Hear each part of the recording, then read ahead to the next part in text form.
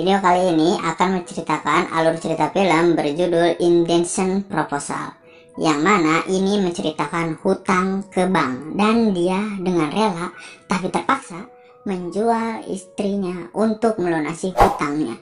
Yang baru mampir, yuk klik subscribe dan loncengnya karena itu gratis. Yuk kita lanjut ke videonya. Film kita melihat sepasang suami istri bernama Diana dan David sedang bercanda gurau lalu melakukan pengecotan. Waduh, baru juga mulai udah dolar kuning nih. Sat emang. Si David ini seorang arsitek yang tidak begitu sukses dan hidup seadanya. Tapi Diana menerima David apa adanya sejak masa SMA. Singkat cerita, si David pun membeli rumah dengan rencana untuk dijual kembali setelah dibangun ulang. Namun pinjaman dari bank tidak cukup untuk menyelesaikan pembangunan rumahnya. Bangunan terbengkalai, penjualan pun tidak ada. David pun menunggak angsuran di bank. Setelah beberapa bulan menunggak, David dan Diana mendapatkan surat bahwa rumahnya yang mereka sedang bangun akan segera disita oleh bank. Karena hal itu, David mendatangi ayahnya dan mendapatkan pinjaman uang sejumlah $5.000. Namun uang itu tidak cukup, sedangkan dia harus membayar $50.000. Si David pun mengajak si Diana ke Las Vegas untuk menggandakan uang $5.000-nya dengan cara berjudi. Di Las Vegas, tanpa sengaja, si Diana bertemu dengan pria kaya raya bernama John Steele the House. John sangat tertarik pada Diana. Dia sempat menawarkan untuk membelikan Diana baju, namun Diana menolaknya. Kembali ke si David yang sedang berjudi. Saat ini dia masih beruntung. Uangnya yang awalnya $5.000 sekarang menjadi $9.000. Di meja lain ternyata si John bermain di sana, namun dengan taruhan jauh yang lebih besar. Orang kaya. Singkat cerita, malam itu si John berhasil mendapatkan $25.000. David dan Diana merasa sangat senang. Lalu di malam bahagia itu mereka merayakan dengan pengecotan. Wow. Besok harinya mereka lanjut untuk berjudi karena mereka membutuhkan $25.000 lagi untuk melunasi hutang di bank. Namun mereka tak seberuntung kemarin, malah menghabiskan uang yang mereka miliki. Karena sedih dan tak tahu harus bagaimana lagi, saat akan mereka pulang, melihat meja judi dengan taruhan yang sampai jutaan dolar. John salah satu pemain di meja itu. John tidak sengaja melihat Diana bersama David, meminta izin kepada si David untuk mengajak Diana duduk di sampingnya. John beralasan ia lakukan agar mendapat keberuntungan. Lalu si David pun mengizinkan si Diana. Karena tidak beruntung di permainan kartu, si John meminta Diana untuk memainkan permainan dadu dengan taruhan $1 juta. Ternyata keberuntungannya Diana membawa si John memenangkan taruhan itu. Lalu si John menyewakan kamar hotel yang mewah sebagai ucapan terima kasih kepada Diana dan David. John juga membelikan gaun seharga $5.000 yang sempat diinginkan Diana yang tak mampu dibelinya. Pada malam harinya, Diana dan David diundang ke pesta yang diadakan oleh si John. Di sana mereka minum, makan, dan main biliar. Tanpa diduga, di tengah permainan, si John menawarkan $1 juta jika Diana diizinkan menemani si John satu malam saja. Namun David dan Diana menolak tawaran itu. Sepulang dari pesta, Diana dan David tidak bisa tidur karena terus memikirkan tawaran yang diberikan oleh si John.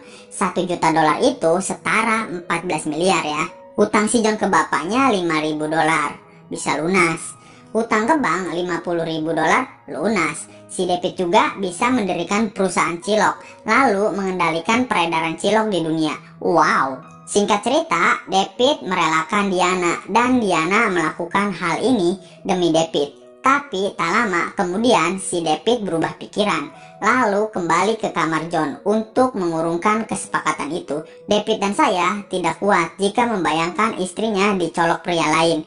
David juga menyesal telah menjual istrinya layaknya pelacur. Namun saat sudah di kamar John, ternyata John dan Diana sudah tidak ada di sana. David terus mencari Diana. Ternyata John membawa Diana menggunakan helikopter. John membawa Diana ke kapal pesiar mewah. Singkat cerita, John di sana menyicipi tubuh Diana. Sesuai perjanjian, keesokan harinya Diana dikembalikan kepada David. Mereka berdua menangisi dan tidak ada kata yang terucap. Lalu mereka berdua berciuman. Kemudian David dan Diana pulang dari Las Vegas dan segera ingin melunasi hutang-hutangnya. Ketika ingin menebus tanah dan rumahnya itu telah disita dan dibeli oleh orang lain. Lalu Diana mencari tahu siapa yang membeli tanah itu untuk membelinya kembali. Namun ternyata pembeli itu adalah si John steal the house. Diana berusaha menemui si John untuk meminta si John menjual kembali tanah dan rumahnya. John menyetujui permintaan Diana, namun John ingin menjual seharga 2 juta dolar, harga yang tidak wajar. Pastinya Diana dan David tidak mampu untuk membelinya kembali. Kebersamaan Diana dan David mulai mengalami keretakan.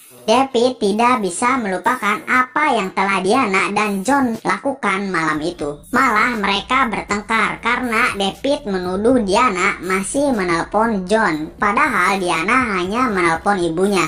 David cemburu buta dan menuduh Diana benar-benar tertarik pada John.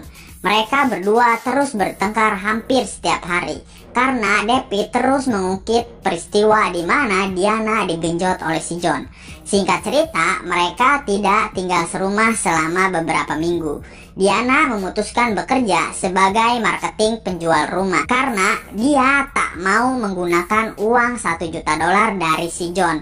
Ternyata John terus mengejar Diana.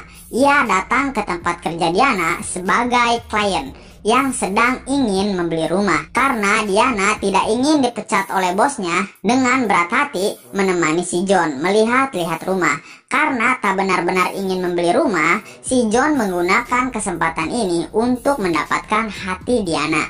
Kembali ke si David, dia menyewa rumah untuk ditinggali. Dan dalam kesendiriannya, dia mulai merindukan Diana. Scene kemudian berpindah ke Diana sedang mengajar kelas bahasa kepada para imigran.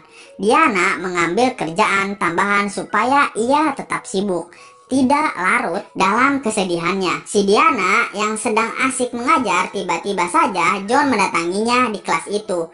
John bahkan ikut dan duduk sebagai murid di kelas Diana. Karena Diana jadi tidak fokus, dia akhirnya menyelesaikan kelasnya lalu berbicara dengan John. John terus mepet Diana hingga akhirnya Diana membuka hatinya untuk si John. Dalam kesendiriannya, David semakin merindukan Diana. Namun pada suatu malam, David menemukan Diana hendak makan malam bersama John. Karena dalam keadaan mabuk dan tak kuasa melihat itu, David pingsan. Lalu diantar pulang oleh anak buahnya si John. Kemudian David mencoba bangkit dari keterpurukannya. Dia bekerja menjadi seorang guru di sebuah kelas arsitektur. Meski bayarannya tak seberapa, David tetap bersyukur karena bisa bekerja dan menyukai pekerjaannya. Setelah mengajar, David didatangi temannya yang membawa surat gugatan cerai dari istrinya. Scene berpindah ke Diana dan John yang sedang mendatangi acara pelelangan. John membuat penawaran tertinggi pada sebuah lukisan.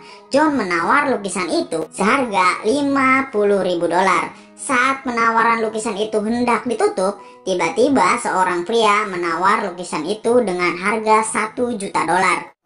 $1 million.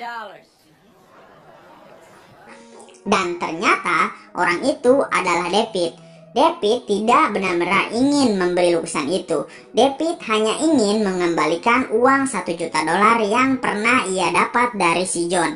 Lalu David meminta waktu pada John untuk berbicara dengan Diana. Di sini David menandatangani surat gugatan cerai dari Diana. Dan sejak saat itu mereka berdua resmi bercerai. Kemudian scene berpindah ke Diana dan John yang sedang berada di dalam mobil.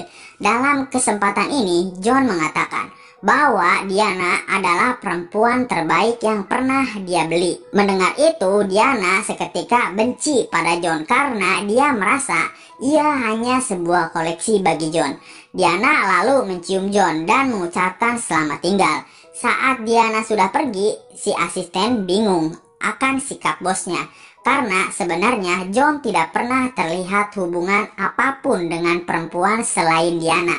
John kemudian menjelaskan alasannya melepas Diana. John merasa bahwa Diana tidak akan pernah dapat ia miliki seutuhnya. Karena cara memandang Diana kepada David, John menyimpulkan cinta sejati Diana adalah David. Kemudian Diana pergi ke tempat di mana dulu David melamar dirinya. Dan benar saja, di sana sudah ada David. Kemudian mereka berdua saling mengoreksi diri dan saling memaafkan. Lalu film pun tamat.